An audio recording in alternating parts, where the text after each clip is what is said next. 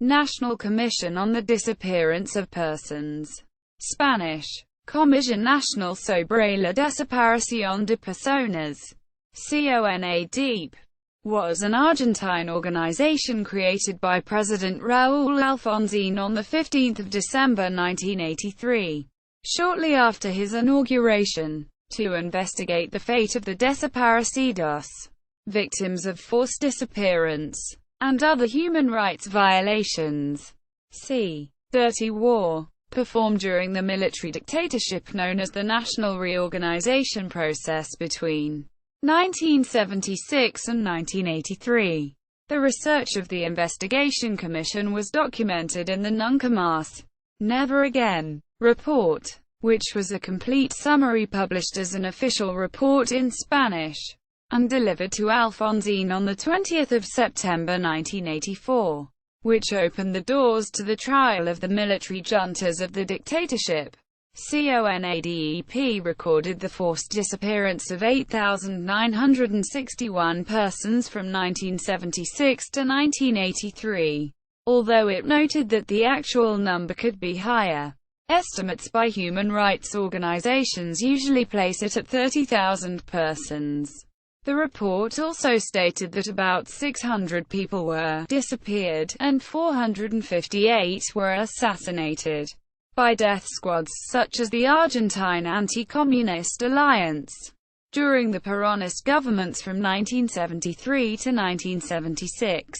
History of the disappearances. Military intervention in the political sphere was common in Argentina since the 1930s.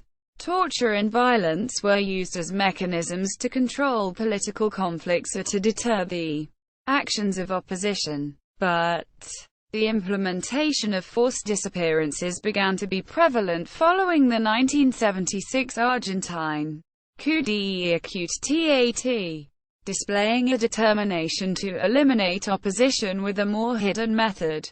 The dictators denied any involvement in the disappearances and used centros clandestinos de detención, clandestine detention centers, to place the disappeared.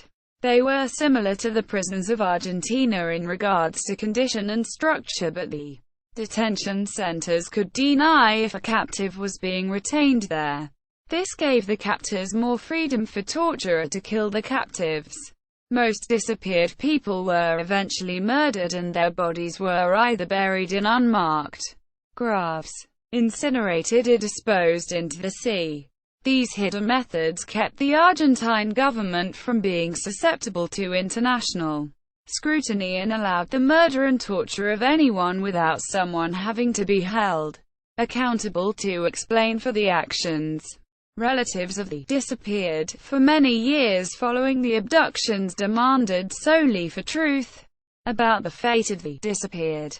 Over 5,000 reports were filed from Argentina to the La Asamblea Permanente por los Derechos Humanos, Permanent Assembly for Human Rights, APDH, and thousands of complaints were submitted to the Organization of American States, Inter-American Commission on Human Rights, IACHR, the International Committee of the Red Cross, the UN Human Rights Division, Amnesty International and organizations with various religious affiliations.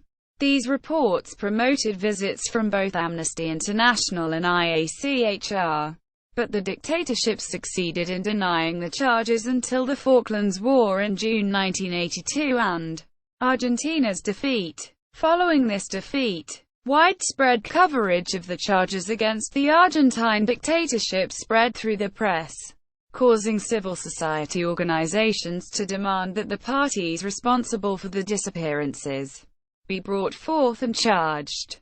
A popular slogan used by these organizations was "Juicio y castigo a los culpables," trial and punishment for the perpetrators. In April 1983, the dictatorship published the final document of the military junta on the war against subversion, in which the military argues that the acts that they committed were under the orders of the current president, Isabel Perón, in which he ordered to annihilate subversion.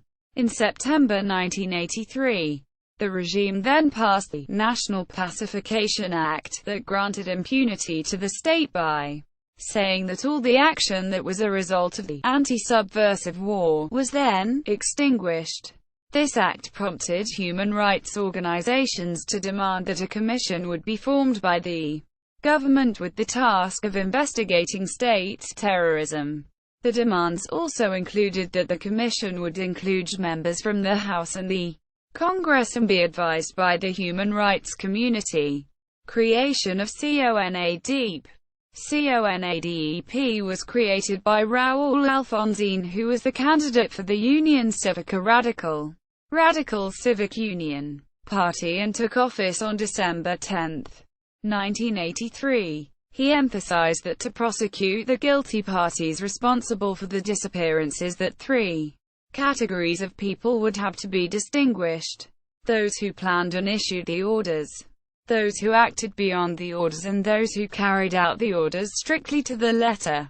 Alfonsín proposed to take away self-amnesty law that had been implemented by the military regime and ordered for the prosecution of 7 guerrilla leaders and the first 3 military juntas of the dictatorship. But Alfonsín wanted to hold the trials in military court, with the possibility of an appeal in a civilian court. Human rights groups disagreed with this and though that the military courts would refuse to impose any legal sanctions on the prosecuted, and believed that the only way to see justice was to have a bicameral commission. This way, the commission could manage an inquiry and then deliver a sentence and be able to subpoena testimony. Alfonsín denied the idea of a bicameral commission because of concern that legislators would compete among themselves to give the harshest punishments. Alfonsín also wanted to integrate the military into the Democratic Party to prevent further military coups, so he wanted to be slightly more conciliatory. Ernesto Sabato, Eduardo Ribossi, Gregorio Klimovsky, Hilario Fernández Long, Marshall Meyer, Ricardo Columbus, Monsignor Jaime de Navarez, Magdalena Ruiz Guinazu, René Favaloro, and Carlos Gattinoni were all invited to join the commission. CONADEP was created on December 15, 1983 by a presidential decree and was to report to both the executive branch and the legislators from both chambers. It was allotted 6 months' time to collect reports about the disappearances, look to see if they could discover what happened to the disappeared, find abducted children, find evidence of attempts to conceal crimes and destroy evidence, after which they would refer this information to the court and issue a final report. Although the decree was passed, only 3 Radical Party congressmen and only 1 human rights group, APDH, participated in CONADEP because human rights groups did not think that CONADEP would be successful. They felt that only a bicameral commission had the power of coercion necessary to subpoena the military and political offenders. After the military failed to make a good faith effort with the prosecution, the trials were then transferred to a civilian court. Actions of CONADEP. After the creation of CONADEP, the Commission asked APDH for all the reports of disappearances that they had gathered during the Dirty War, and at the same time invited APDH member Graciela Fernández Majid to be the head of the Secretaría de Denuncias, Department of Depositions. Majid accepted and then asked human rights organizations to volunteer their activists. CONADEP then began collaborating with many other organizations. Abuelas de Plaza de Mayo, Grandmothers of Plaza de Mayo, met with CONADEP in order to coordinate a search for the still missing children. Familias de detenidos y desaparecidos por razones políticas, relatives of the detained disappeared, and the Liga Argentina por los Derechos del Hombre, Argentine Human Rights League, or LADH, also asked their members to give testimonies to CONADEP. Movimiento Ecumenico por los Derechos Humanos, Ecumenical Movement for Human Rights, or MEDH, provided CONADEP with personnel. CONADEP then formed a technical commission on the gathering of information that was responsible for the gathering and systemizing of collected information on the disappeared, the people thought to be responsible, and the clandestine detention centers which would then be sent back to CONADEP. In the summer of 1984, relatives of the disappeared and survivors collected at the Centro Cultural San Martin in Buenos Aires at the location of the CONADEP headquarters in order to give their testimonies. During the collection of the testimonies, which would soon be concentrated and organized into the Nunca Más report, CONADEP decided the most effective way to prosecute the ones thought to be responsible would be to identify the people they thought were guilty and have them explain the events in court. CONADEP asked the president to prohibit those accused of leaving the country, and this was approved. Nunca Más report. The Nunca Más report was the main report created by CONADEP. Within its 50,000 pages of depositions from the survivors of the disappearances, there contains detailed accounts of the treatment by the Argentine armed forces towards the captives, or the disappeared, of the Dirty War. The report contains descriptions of individual cases of people being tortured or killed. The report explains how CONADEP was successful in identifying 300 secret detention centers throughout Argentina used during the Dirty War that were administered by the military, and documenting 8,961 deaths and disappearances from 1976 to 1,977. It also gave evidence that the inquiries made by CONADEP helped to find many of the mass burial sites around Argentina that were used to bury the disappeared. The report contained an analysis of the social and class backgrounds of the disappeared, giving statistics about the people that were kidnapped. For example, the report concluded that about 30% of the disappeared were women, and that no less than 200 children under 15 were kidnapped. The Nunca Más report is a bestseller in Argentina and has been constantly in print since 1984. Part of the prologue by Ernesto Sabato was refactored in 2006 to fit the relatoque of the Kirchner administration. The prologue was restored to the original form in 2016, once the Kirchners ended their term of office.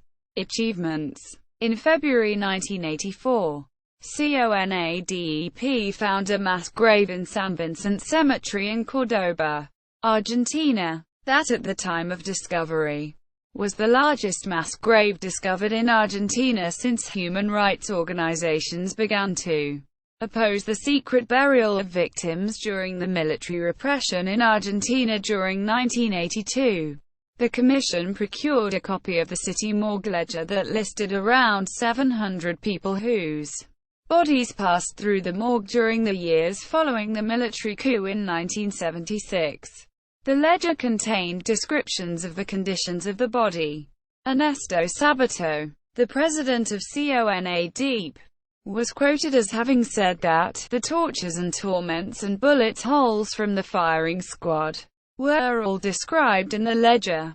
CONADEP has also had success in the scope of their influence.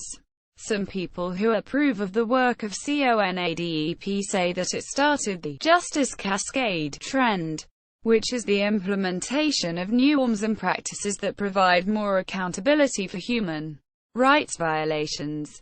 CONADEP's members: Ernesto Sabato, President; Ricardo Columbus, René Favaloro, Hilario Fernandez Long, Carlos T. Gattinoni, Gregorio Klimovsky, Marshall Meyer, Jamie F. de Navarez, Eduardo Ribossi, Magdalena Ruiz Guinazu, Santiago Marcelino Lopez, 1. Hugo Diogenes Piuchel, 1. Horacio Hugo Huarte, 1.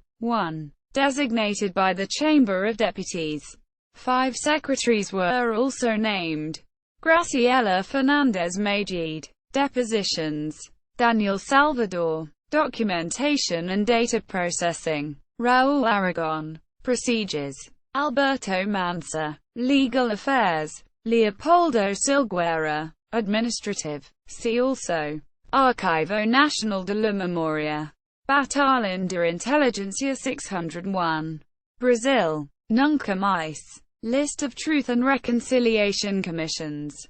Mothers of the Plaza de Mayo. Grandmothers of the Plaza de Mayo.